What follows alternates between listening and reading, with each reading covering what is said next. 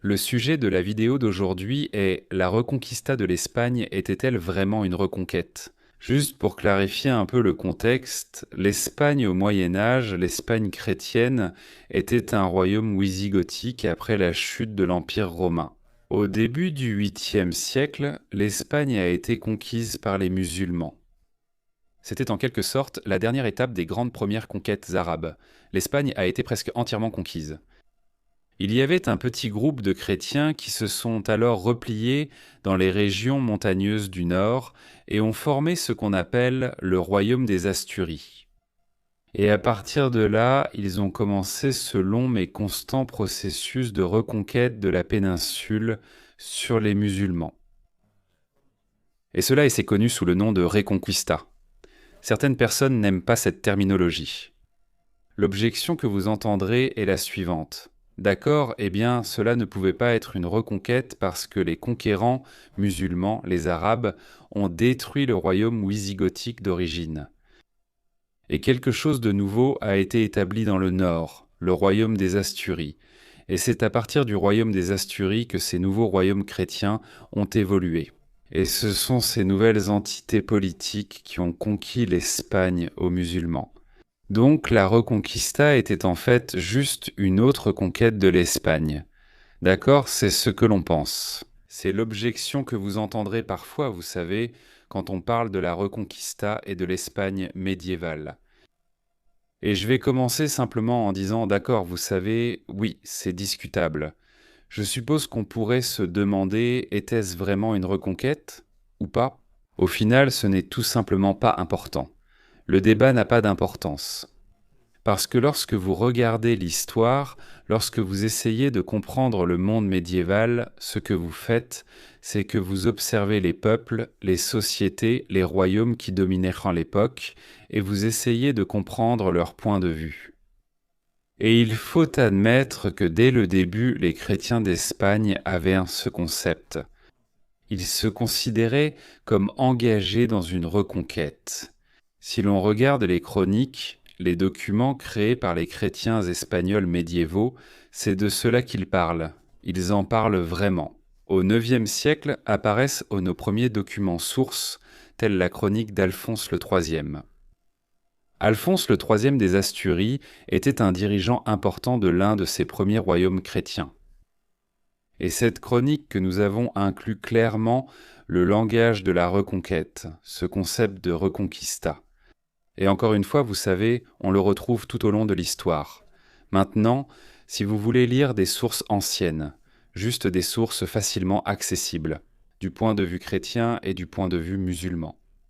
Pendant cette période, vous savez, la première période de la Rey Reconquista, il y a quelques exemples dans ce livre juste ici.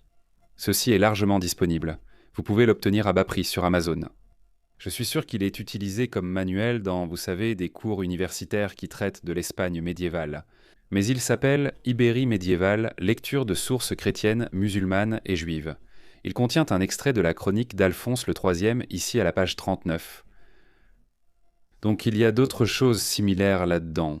Il y a des sources provenant de toute la période de la Reconquista ici que vous pouvez consulter. Et il y a aussi d'autres choses disponibles. Il existe de bonnes collections de sources. J'en mettrai d'autres dans la boîte de description ci-dessous. Mais oui, nous devons reconnaître que c'est la vision du monde, c'est la perspective qu'avaient les chrétiens. Et donc, si nous voulons comprendre cette période, si nous voulons comprendre la perspective chrétienne, nous devons reconnaître le fait qu'ils considéraient ce qu'ils faisaient comme une reconquête. Et ils se sont accrochés à cette idée pendant longtemps. C'est en fait assez frappant de voir à quel point ce concept a perduré. Maintenant, cela ne veut pas dire que c'était le seul conflit qui se déroulait dans l'Espagne médiévale. Vous savez, la guerre entre les chrétiens et les musulmans n'était pas la seule chose qui se passait. Les royaumes chrétiens étaient en concurrence et se combattèrent parfois. Les différentes puissances musulmanes se combattaient entre elles, même lorsque tout le territoire musulman était sous une seule autorité. Comme lorsque l'émir de Cordoue dirigeait tout ou que le calife de Cordoue dirigeait tout, il y avait toujours des conflits internes, il y avait des factions. Il y a eu une guerre civile. Nous avons cet événement appelé la Grande Révolte berbère, qui a eu lieu peu de temps après la première conquête musulmane de l'Espagne. Les Berbères, qui étaient tous l'un des principaux groupes ayant aidé les Arabes à conquérir l'Espagne, ont toujours été en quelque sorte traités comme une aristocratie guerrière de second rang. Les Arabes se réservaient en quelque sorte les postes les plus élevés. Et je simplifie la politique. C'est compliqué, il y a beaucoup de conflits internes entre tribus et factions. Mais pour simplifier, ce qui se passait, c'est que l'élite arabe, la haute société, excluait en quelque sorte l'élite berbère, pourtant plus nombreuse, et la reléguait à une position de second ordre. Et à un certain moment, assez tôt en fait, les Berbères se sont révoltés contre cela et ont essayé de renverser les Arabes. C'était donc la grande révolte berbère. Nous avons toutes sortes d'événements de ce genre. Donc, toutes sortes de conflits avaient lieu, vous savez, à l'intérieur des territoires chrétiens, à l'intérieur des territoires musulmans. Il y avait aussi des alliances qui se formaient par-delà ces divisions religieuses. Vous savez, nous avons par exemple El Cid. À un moment donné, lui, avec le roi de Castille, est allé défendre un territoire musulman, Saragosse, contre le roi chrétien d'Aragon parce que Saragosse payait un tribut au roi de Castille.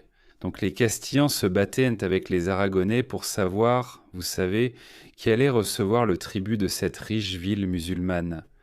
Donc ce genre de choses se produisait. Il y avait toutes sortes de conflits internes. Mais le fait que cela se produisait n'enlève rien au fait qu'il y avait ce conflit plus large, cette lutte plus générale entre l'islam et le christianisme pour le contrôle de la péninsule.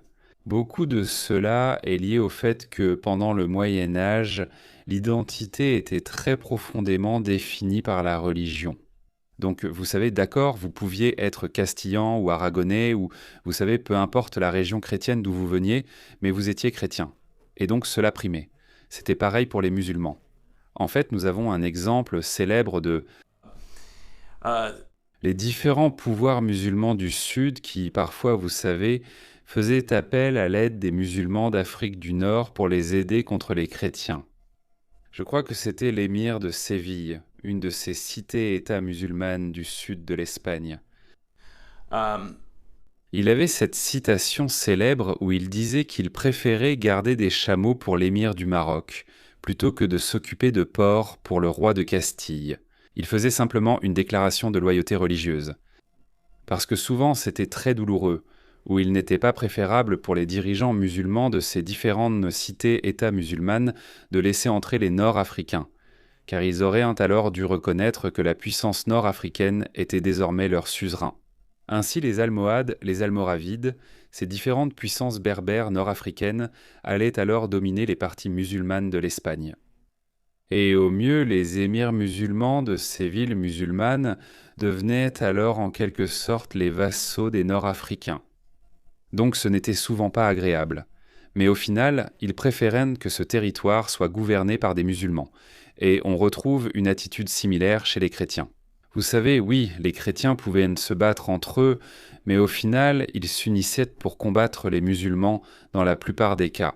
Un exemple que l'on peut voir, c'est que les puissances chrétiennes, à un certain moment, surtout à partir du XIIe et du XIIIe siècle, lorsqu'ils ont vraiment conquis beaucoup de territoires aux musulmans, ils commencent à conclure des accords entre eux pour savoir qui va obtenir quelle terre dans le sud musulman.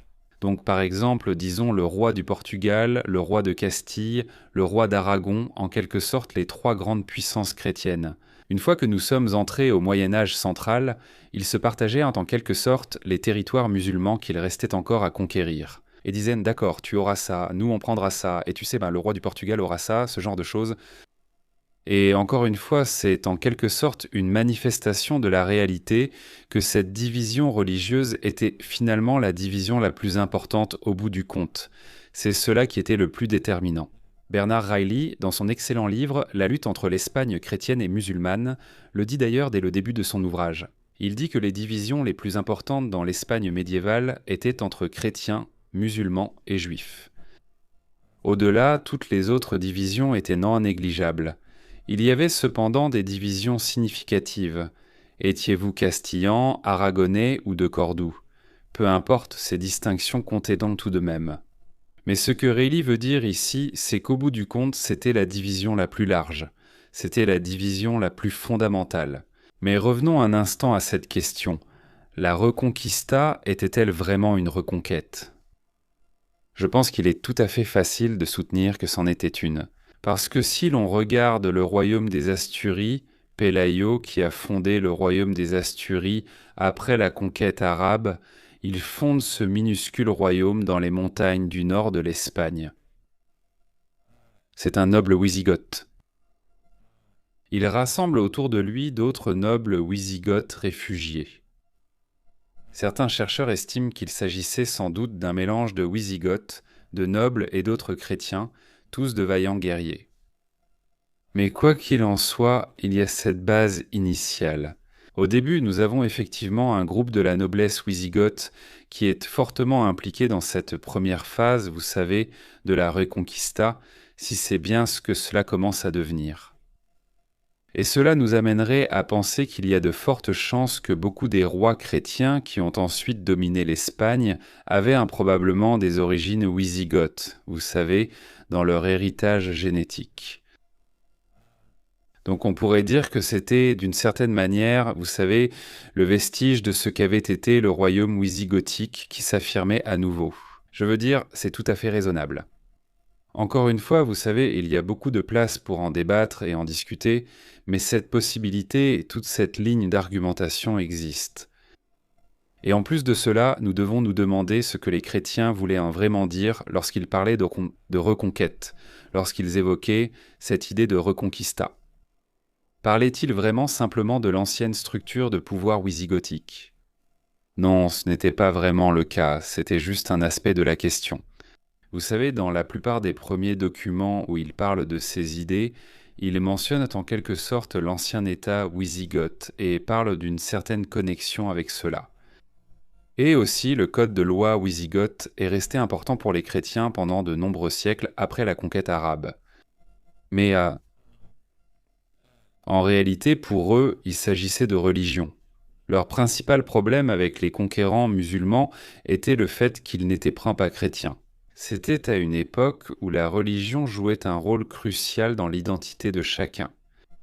Le fait qu'une puissance non chrétienne soit venue conquérir ce territoire, ils voyaient cela d'une manière presque biblique. En fait, le langage qu'ils utilisent, ils emploient dans temps des termes comme ismaélites, sarrasins, ces termes bibliques qui rappellent l'idée des Israélites, luttant contre, vous savez, des gens maudits ou des personnes qui n'avaient pas la faveur de Dieu en se battant contre eux.